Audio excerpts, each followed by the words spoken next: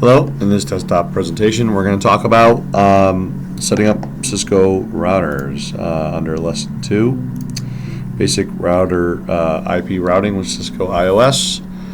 Topic 1, here's the terminology, here's the concepts, and we're going to get right into the desktop presentation. There's a lot to go over. Automaton Oracle, how to get from point A to point B, basic IP routing. Again, this is going to be all iOS, really.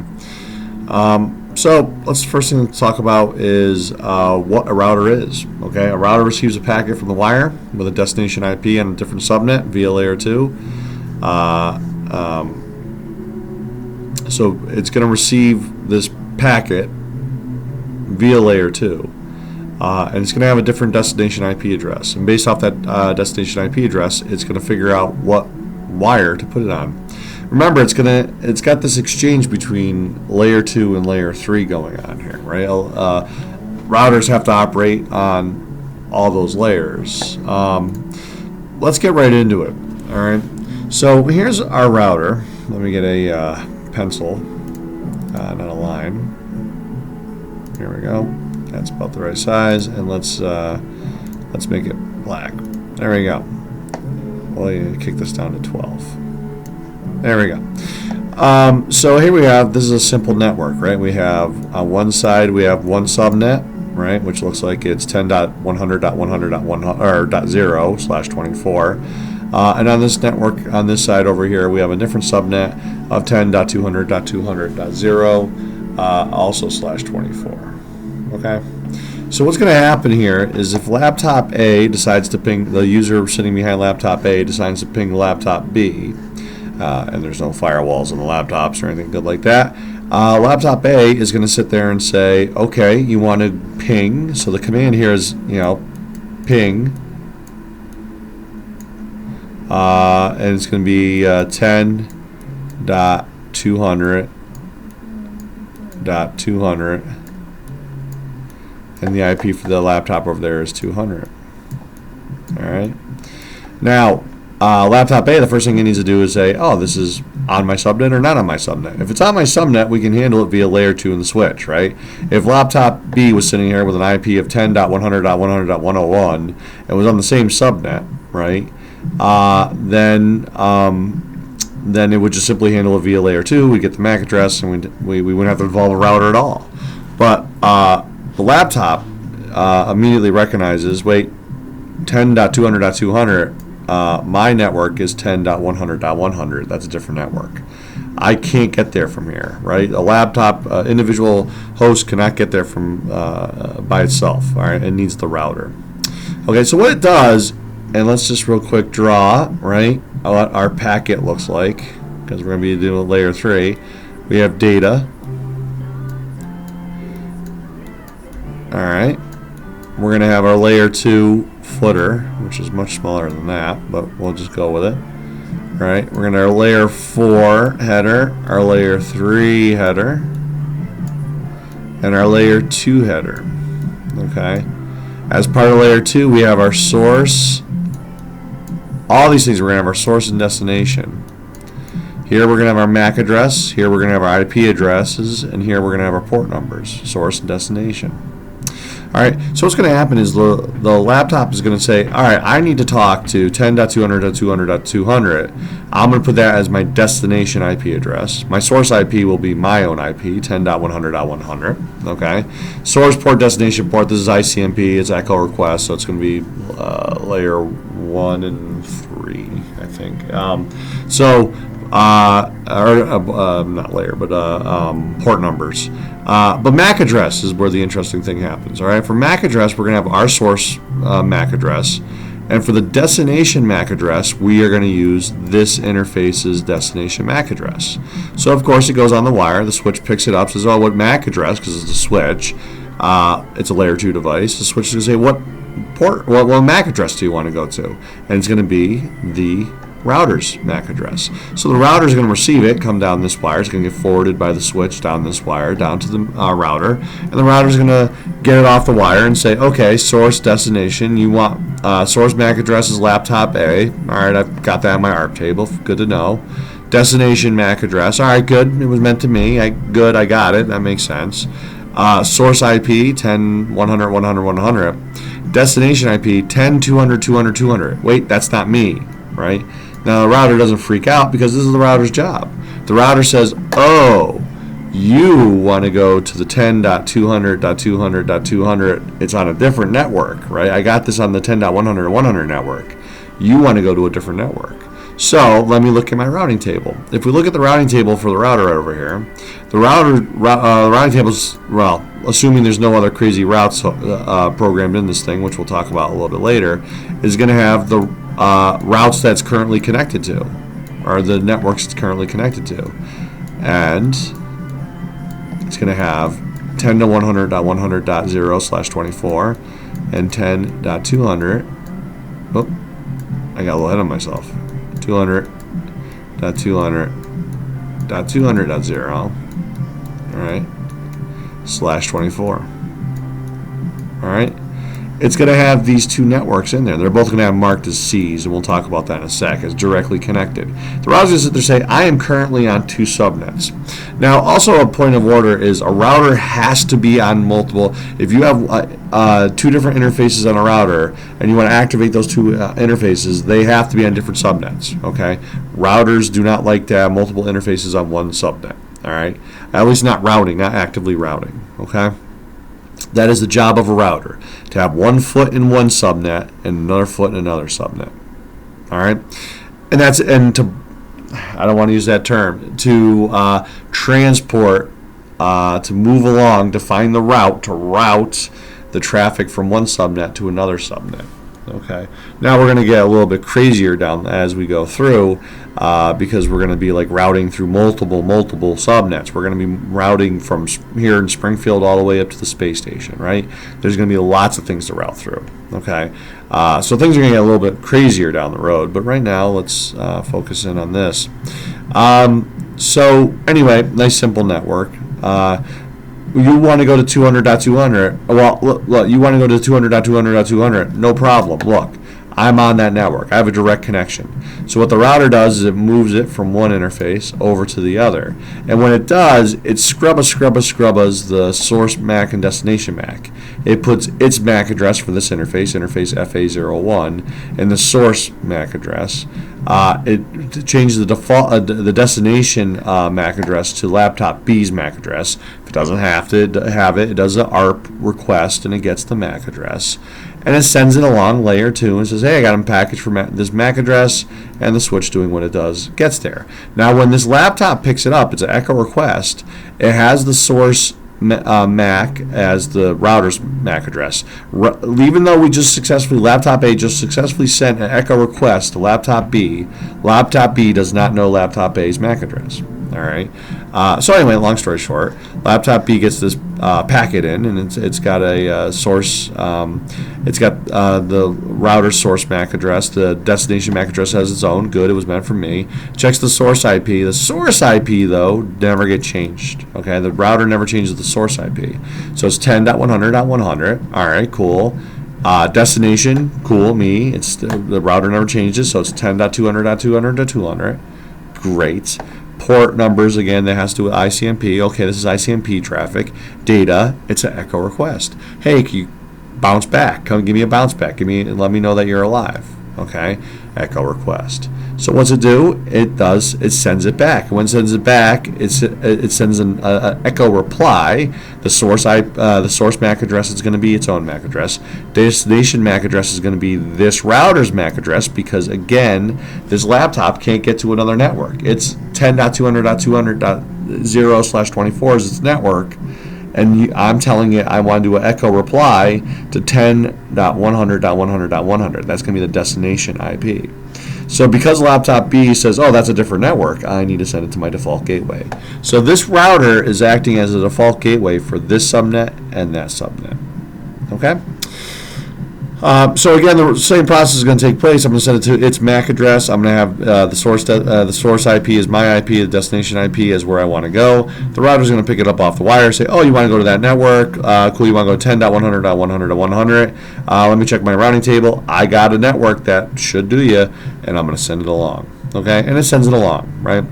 That core level is what a router does. All right, so the router checks its routing table. So a routing table essentially is a big list of destination networks. Okay, if it does, it sends it out the interface listed in the network table to the next hop via layer 2. All right.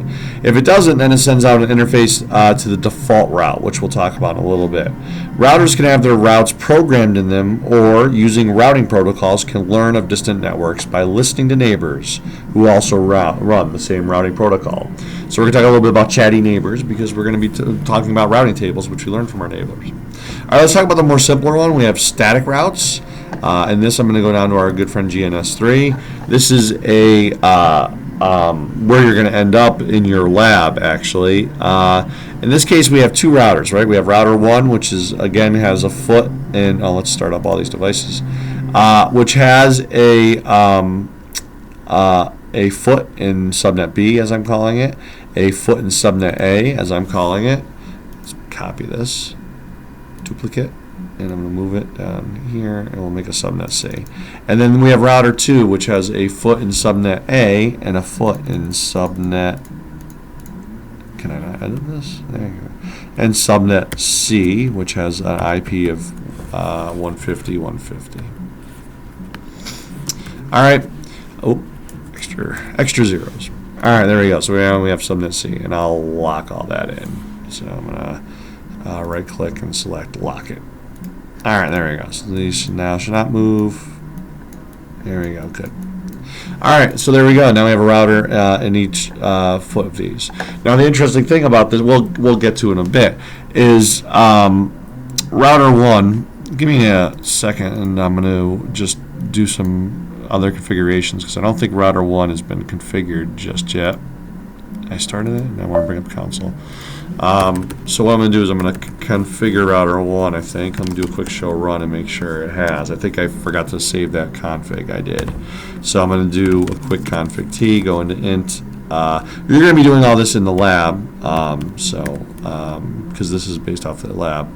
And we have an IP address of 10.200.200. I keep wanting to do 220. That's interesting. 200, and then it's 254. The subnet mask is 255.255.0, and we're going to do a no shut. I'm going to bring it up, and I'm going to go to interface. The next interface is 01, and I'm going to do a quick IP address 100.100.254, and we're also going to do a no shut. All right. So now, if I go into this interface, I should, assuming I have an IP address here, I have 100.100. I'm going to make sure this guy has a interface. So I'm going to bring up his console. Okay, good. And so let's just finish up our thought and ping 10.100.100.100. Essentially, or .200. Essentially doing what we just did last. Oh, not very smart. 200.200.200. I try to make these IPs easy to do, but all right. So there you go. That's just what we talked about last in the last drawing. All right, is we have a workstation over here able to ping this workstation right here. Okay. Now the fun part about this is I'm trying to remember how router 2 is configured. So let me bring up that console, and I'm going to do a quick show run. Oop. And see if I have any IP set up on this, which I do not. I did not do a copy run start. So very annoying. Config T. I'm going to do int Ethernet 0. It's a little bit harder to see which interface is which here. I think 00 is the upload. In the lab, we're going to set it up so we have documentation a little bit better, but in this case it wouldn't matter. IP address 10.100.100. Now I'm going to give it a 250 though, because there's already a 254. So this, for this workstation right here, the router 1 is its default gateway. Router 2 just has an interface on that subnet. All right, and then I'm going to interface 1. Oh, I forgot to do shutdown though, or no shut.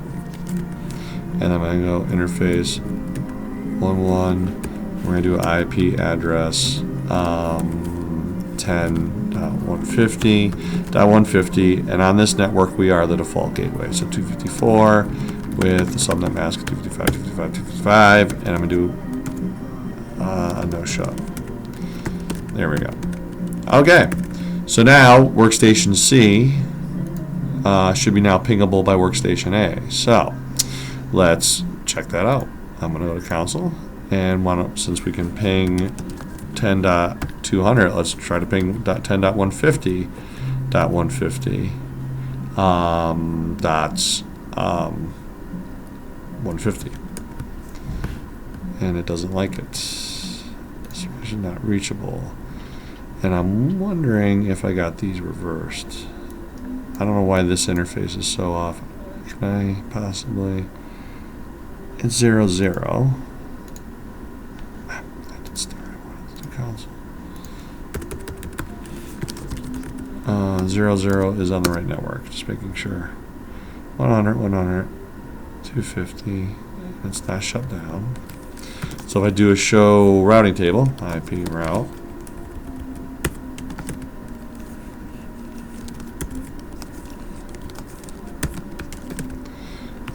I have my 2 networks. Good. And let's make sure this got configured correctly. This is all things you're going to have to do in the lab. I did. He's 150, 150. Let's cancel out that and bring this one up too. Terminal. If config. And you're. Did I not ping the right one? That might have been it. 10.150.150.150. That's 10.150. Did it just not come up yet? It says not reachable, which tells me the router, so understand your error message, says, oh, yes, that's my problem. So in that case, what's going on is this.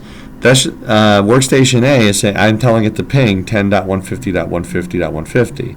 So workstation A, being the diligent workstation says, well, I can't do that. I'm on the 10.100.100 network. So I sends it off to router 1. Now if we look back at router 1's routing table, I got to stop just opening up new ones and open up the one I already had. There's router 1. We got 2 router 2s open. I want router 1. Back to router 1. And you know what? I'll load up a different profile. Let's do yellow. Oh, I see. That's open up a new one. I'd like to change the profile here to yellow. All right, so router 1 will be yellow. So if I go to router 1 and I do a show IP route, the same thing it's going to do. What is going on with my fingers? Show IP route. It's going to look, and it's going to sit there and say, okay, I have a 10.100.100, and I got 10.200.200.0. Okay. By the way, the L is local connection. It's the specific IP on that network. Okay. So in this case, we have 10.200.200.254 is a specific network. All right. So. Anyway, so router 1 is going to sit there and say, you want to go to 10.150.150.150. I don't have that. And that's what it's saying to me. Then I kept ignoring the error message because that's what humans do. Right? The error message is correct. Destination network unknown. Right? I don't know where to go with that. So I could fix that with a static route, getting back to the subject matter at hand. If I go to a config T and I say IP route 10.150.150.150. Jeez, my fingers are not working today. 150.150.150, right? Well, not even. I want just this. 0, 255. I'm giving it the network. 255.0. So I'm giving it a network address. Where to go. So again, it's just simply telling it where the next hop should be. Well, if I want to get to that network, the 150.150.0 network, I need to go through router 2. Remember, I'm in router 1 right now. So if I need to go to router 2, what am I going to do? I'm going to tell it to go to the router 2's interface that's on a subnet that I already have contact with, which is subnet A. So I'm going to tell it to go to 10.100.100, and the interface for router 2 on this network is 250. So I'm going to do that, right? I type exit, I do a show IP route now, and it's going to have that route in there. And since it has that route, now it knows where 10. It says, hey, listen, if you're going to go to 10.150.150, go talk to 10.100.100.250, which is router 2's interface on this network. So let's do that right now and see what happens. Let's go into my remote desktop, into workstation A. Good. And I do I ping 10.150. I could just up arrow, but I'll type it out again, 10.150.150, and abracadabra, magically it just starts working. Okay? Actually, it actually gives me the message. Isn't that nice? It's telling me it's getting redirected from 10.100.150. So there you go. That is a static route. Okay, what I did was I manually went in there and told the router, hey, there's this network over here. But see, router 1, you don't know about it, but there's a network over here, and the way you can get to it is you talk to router 2. All right, there's nothing to program in router 2 because router 2 can see workstation A's network 10.100.100.0, and it can see its own network of, well, this subnet. It has a foot in both those subnets, right? So when workstation A pings workstation C, it goes through, it gets redirected by router 1. I had to tell router 1 because that's the default gateway. The other thing I could have done if I wanted to ping workstation C without adding that static route was tell workstation A to use router 2 as its default gateway instead. But then it wouldn't be able to ping workstation B, right? So the thing was I put a static route in router 1 that redirected to router 2. Router 2 then sent to workstation C. When workstation C went to reply to 10.100.100.100 to workstation A's IP address, it forwarded it along, right? I'll move these over both here and here. It forwarded it along because it knew where that network was. Now here's the problem. If I go to workstation C, let's open that one back up. I can just go right here and find workstation C, which I think was the last one I opened up. Here it is. And I try to ping 10.200.200.200. What do you think is going to happen, right? Well, let's talk it through before we even do it. This is all logical. We should be able to figure it out. Workstation C is going to ping, I'm telling it to ping this IP right over here, 10.200.200.200. It hits the router. The router's going to say, cool, let me check out my routing table. Well, the problem is the routing table for router 2 is right there. It doesn't have a 10.200.200 network, so it's going to drop it. All right, and we're going to have to figure out a way to notify it. We'll do that a different way in a second. All right, just to prove that I know what I'm talking about, I'm going to now do this and have this fail. Destination unreachable. Right, so the router came back and says, I don't know where that is. Destination host unreachable. So there you go. That's an example of static routing, right? I manually programmed it in. Now, there's a special type of static route. All right. By the way, we have a couple other concepts in here that I want to talk about. So this is the command I used, IP route the destination network, the mask, right? Part of the destination network, I'm going to have to give it a mask, right? And I give the next hop address or a interface. I just tell it to go out a certain interface. I can also set the administrative distance. Okay, what is administrative distance? Well, it's a rating of the trustworthiness of a route, usually based off what routing, by default, by what routing protocol or what methodology that it's programmed that it learned of the route. In the case of a static route or human programming, it gets a 1. By the way, lower is better. It's like golf. The only thing better than a 1 is a 0, which is a direct connect. Oops, those are my notes for other things. So the only thing better is a direct connect, right? That's the only thing a human can't override is a direct connect. Everything else a human can't override.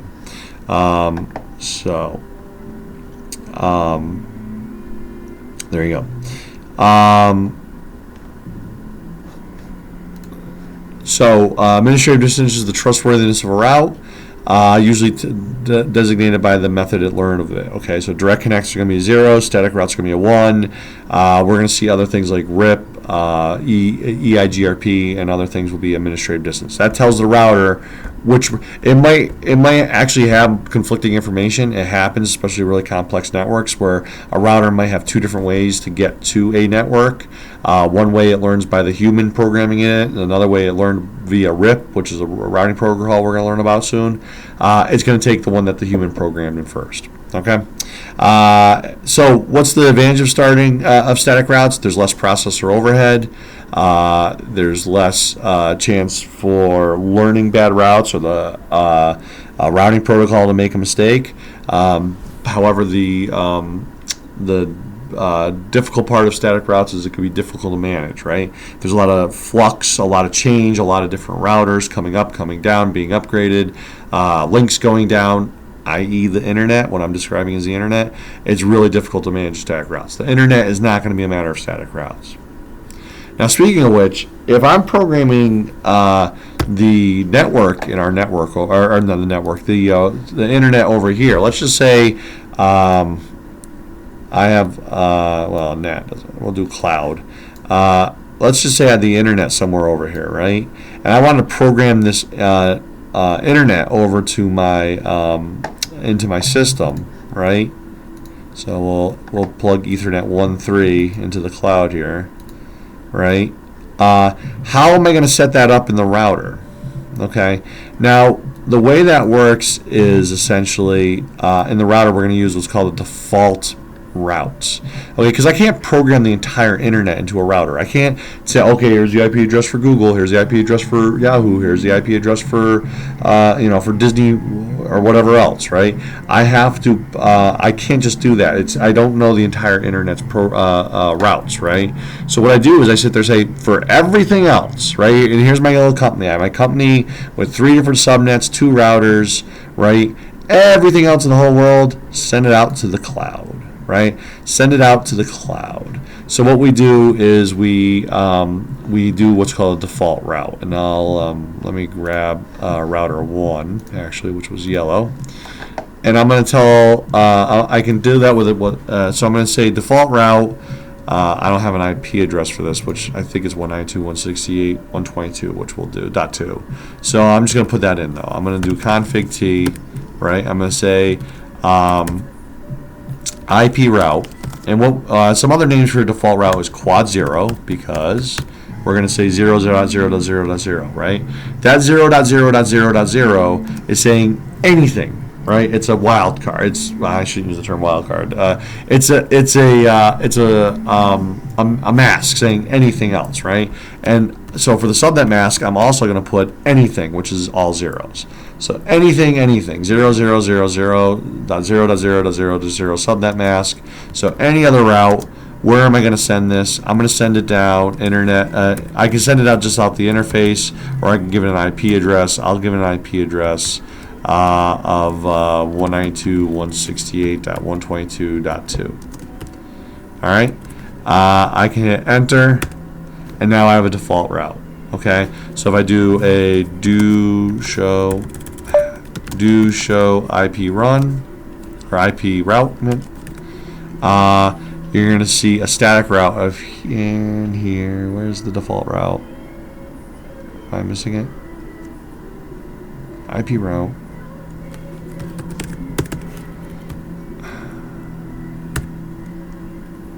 There is the default route.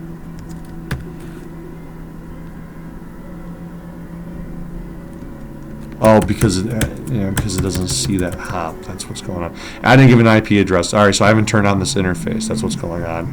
So let's go config t ints Ethernet 1.3 IP address 192.168.122.254 255.255.255.0, and I'm going to do that's it, and then do a no show. Okay, I forgot I had to enable that interface. Now that interface is up right there, and I do a show IP route, There I am. That's the static gateway of last resort, right? There you go. So for every single other network.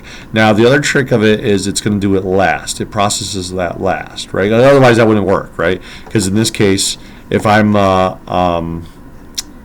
workstation and I'm trying to workstation B and I'm trying to get to 10.150.150, what's going to happen is right now it's going to actually try to send it out to the internet because it doesn't have that route. But if once I program that route in there, or we learn about that route through RIP, which we'll do a little bit later, if I had that default route first, the gateway of last resort, it would actually send it out the cloud, right? It has to process it last. It's a catch-all.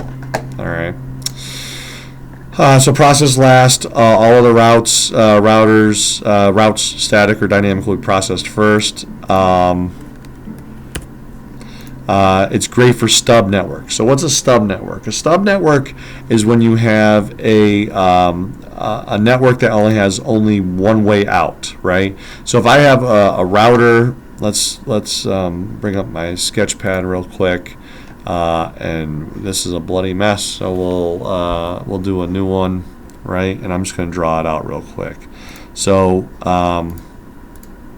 if I have a router here, right, and I have a switch here, and I have other networks, and I have other things all going on off the switch, but this one only has one way out to the internet, right? This is what we would call a stub internet. There's only one egress, only one way in and out, right? So all these routes right here could be all directly connected. I could directly connect, but there's only one way out, so that's the default route. Okay, so I can just do that with a stub network. All right, so it's one exit way out. All right. Also called, in a dramatic sense, the gateway of last resort. That's a fun name that we have for in Cisco. So default route is essentially a catch-all route that will send traffic to any to a next hop if we can't find it in our routing table. Great for going out to the internet. It is also called a quad 0 because you have lots of zeros when you write it out. IP route 0000.0000 or 0.0.0.0.0, 0.0.0.0, or it's also sometimes called the gateway of last resort. All right. Okay, now we have dynamic routes. Okay, dynamic routes, there's a different strategy. It's when the router learns of the routes through a protocol, through a program, right? So we have a couple different strategies of routing protocols. And these routing protocols are, by the way, what runs the internet, right? We don't do static routes on the internet. We do dynamic routes. So there's a couple different strategies here. We have distance vector, which is primarily concerned about the number of hops. Again, these dynamic routes can get really large, right? We can be talking about lots and lots of different routers, right? So we could be talking about a situation where you have router, right? And we have this router's connected to that router, this router's connected to that router, that router's connected to this router, but also this router's connected here, this router's connected here, this router's connected here, this router's connected here, right? And oh, by the way, there's a backdoor over here, right? So this routing table over here, this router with a routing table over here, running a routing protocol, needs not only to figure out how to get to a workstation. Let's say it's over here, a switch over here, and we have a switch over here, right? If I have any workstations over here, not only do I have to figure out how to get from this network all the way to that network, but also the most efficient way, right? I start here. Do I want to go from here to there, to there, to there, to there, and then I'm home? Or do I want to go from here to here to here, right? Much faster. Okay, so figuring out these different routes. Okay, now is it much faster though, right? So if we're concerned about hop count or distance vector, then this way's faster. 1, 2, 3, as compared to 1, 2, 3, 4, 5, right?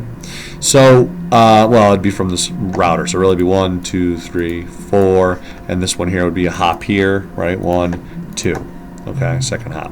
So anyway, Hop count would say that this way is much faster. But what if I tell you this is a 10 megabit connection or Ethernet port, right? That's a 10 megabit connection.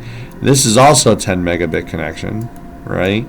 And there's a lot of data being exchanged between these two, that link right there. As compared to this, which is a 1G, this is a 1G, a 1G, a 1G, and not very busy, right? This way might be faster depending on the link, especially if this one's very busy. If someone's congesting this with a bunch of data, these 1Gs might be a lot faster. So that's the other routing strategy called link states, right? You have distance vector, which is the number of hops. By the way, distance vector routing protocols like to send out the entire routing table to a neighbor. So we like to say they're very chatty. And then we have link state, which is concerned with the state of their and their neighbors' links. Link state has a harder time calculating all this. So it has three tables: directly attached neighbors, network topology, so in other words, what's the entire network look like, and a routing table. Okay. It also tries to inform its neighbors of its findings. Okay. So we have two different types. We have distance vector, which is concerned about the number of hops, and link state, which is concerned with the state of their and their neighbors' links. Okay, it's going to try to calculate a link state will try to calculate the entire route and give a score based off the link. Okay, we're going to talk about that later when we talk about some of those. All right. So there's also a third strategy, which makes sense if you think about it. You're like, well, I kind of like hop count because it's simple. Counting the number of hops must be faster to get convergence. Convergence is when everything can agree. That's the best way to go about things. Agreement, essentially. It must be quicker to figure out the right way to go if you only count the hops. But link state is so much more complicated. But it does make a good point. What if we have some congested links and it would be much faster? Think of Google Maps if it never bothered to tell you about a traffic jam, right? So anyway. There's a third way, hybrid, where we can take aspects of both. We can factor in the number of hops along with the link state. All right. The newer protocols tend to be hybrids. So there's three main strategies. We have distance vector. There's three main strategies for dynamic routes. We have distance vector, which is concerned by the hops, link state, which is concerned by the state or the efficiency or the quality of the link between a router and its destination, and then the hybrid, which has aspects of both. Right. Some other concepts that we should go over is autonomous system, a single network, a collection of network devices under a common administrative domain. So your AS is what you control as an administrator, what a company, your assets. Okay, that could be your AS. You can have multiple ASs in a company, but usually they fall under different administrative domains. All right. There's interior gateway protocols, which are routing protocols that exchange information within an AS, and then we have EGPs, which are exterior gateway protocols that exchange information between ASs. So from between one AS and a different AS. All right. So another fun concept is split horizon. All right. Split horizon is essentially a policy in which a router will not advertise routes received from that interface. Okay. So if a router receives a route that it learns about from interface Ethernet 00, it will not advertise that route. Now, what can happen is the reason why we do that is because it can cause, and it's enabled by default on modern routers. Split horizon is enabled by default. It can cause routing loops. If you advertise routes on the same interface that you learn from, a router on the other end of that can see that advertisement and say, aha, that's how I get to that distance network, and send it down the wrong interface. All right. Normally very good. Sometimes it can actually cause problems, so you can disable links, split horizon, that'd be a very complicated and weird network, but just point of order. So in general, split horizon is enabled on interfaces by default. A router's interface will not advertise routes received from that interface. So they had to come in from that interface. We won't advertise them back out that interface. All right. We have administrative distance, which we talked about before. Here are the ratings you get. Again, a direct connect is a 0, static is a 1, RIP is a 120. Remember, lower is better. EIGRP, which we'll talk about later in this course, is a 90. OSPF, which we'll talk about later on this course, is a 110. External EIGRP is 170. Sometimes, in a great while, things aren't. We might have multiple protocols running on a router, and it might be talking to different networks.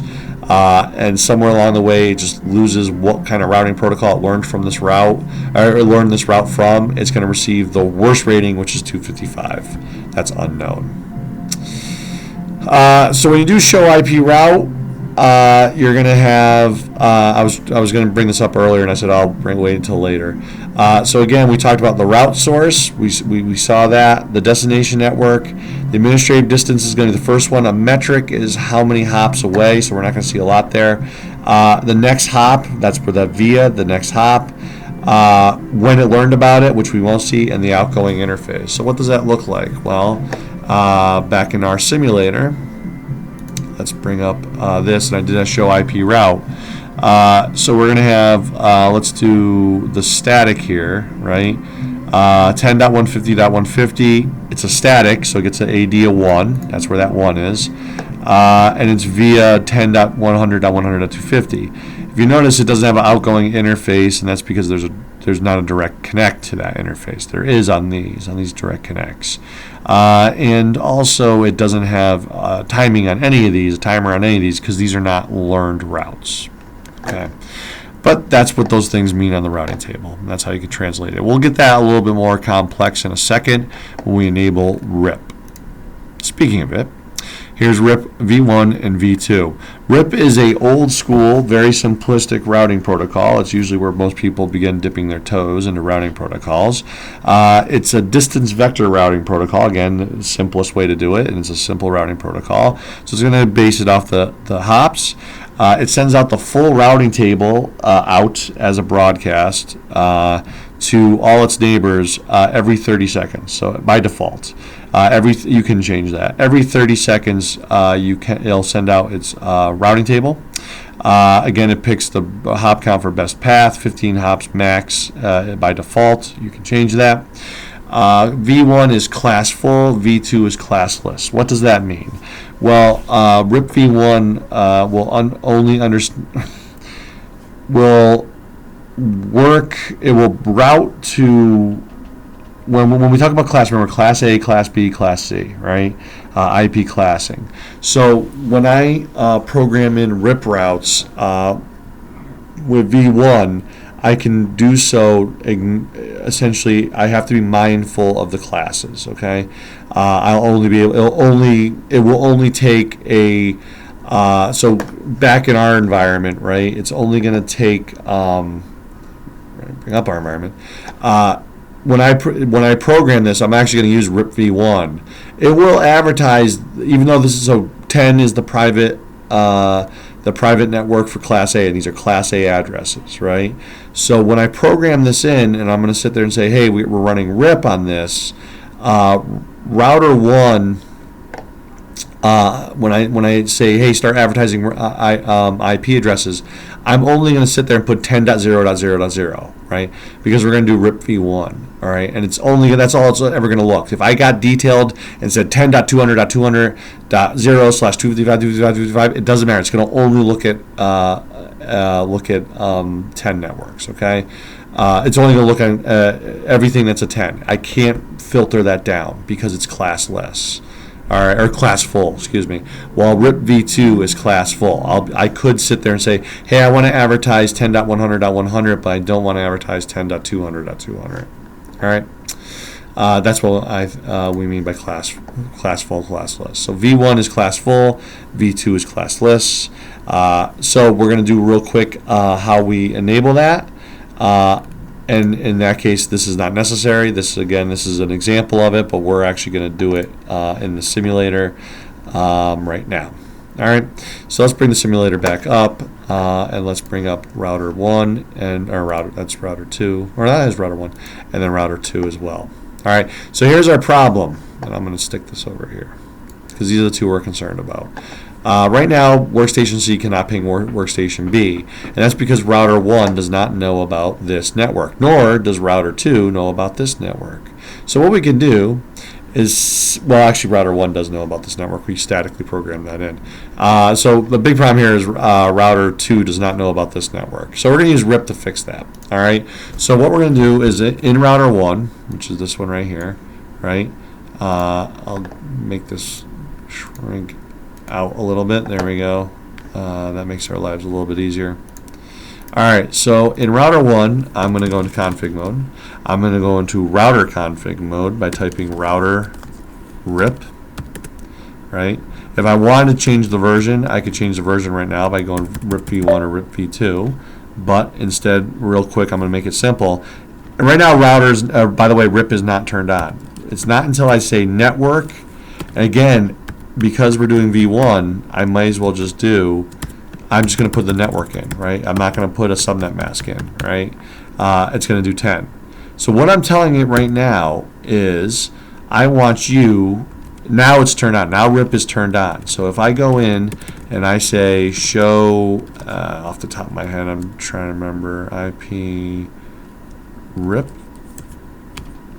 I'm trying to remember off the top of my head. Yes, database.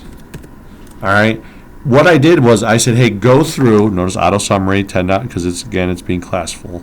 10.100.100.0, 10.200.2. What happened was it went through all the interfaces. Router 1 right now went through all the interfaces and said, okay, I was told that we're doing RIP on the 10 network. Everything that starts with a 10 is now going to get advertised. So in its database, it says, hey, I got the 10.100.100.0 network. I got the 10.200.200.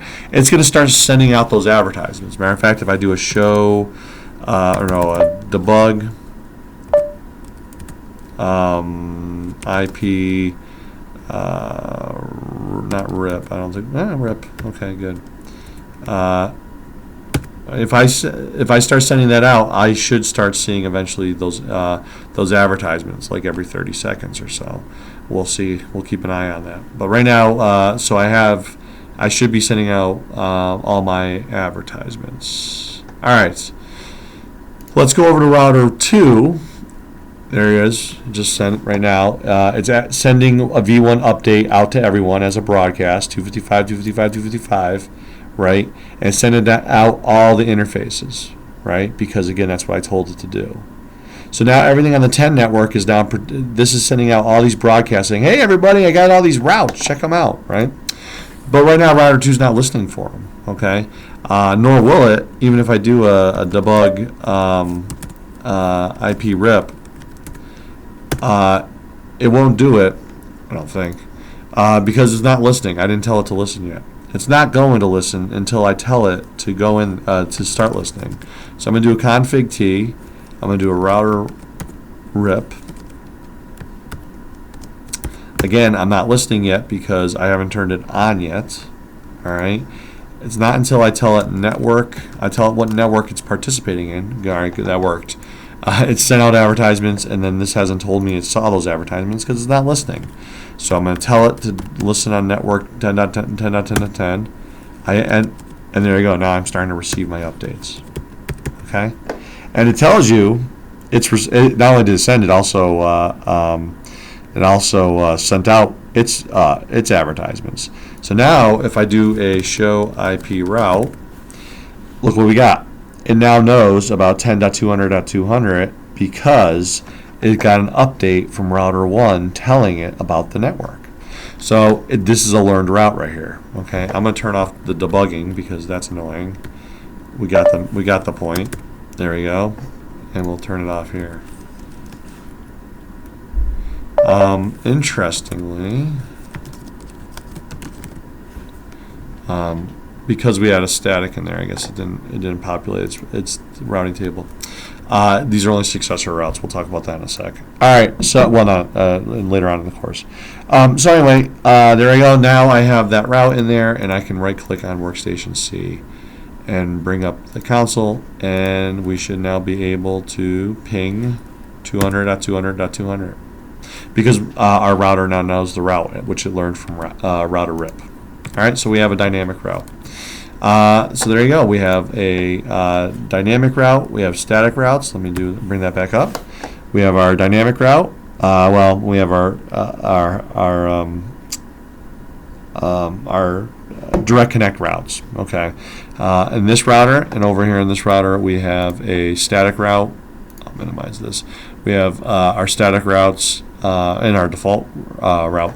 By the way, if I wanted internet to work here with Workstation C, what I could do for this default route is send it to router 1. So I would do config t because there's no other way for this router to go to get to the internet. It has to go to router 1. So I would just say router 2 IP route 0.0.0.0, 0.0.0.0, and then I give it the IP of my router, which is 10.100.100.254.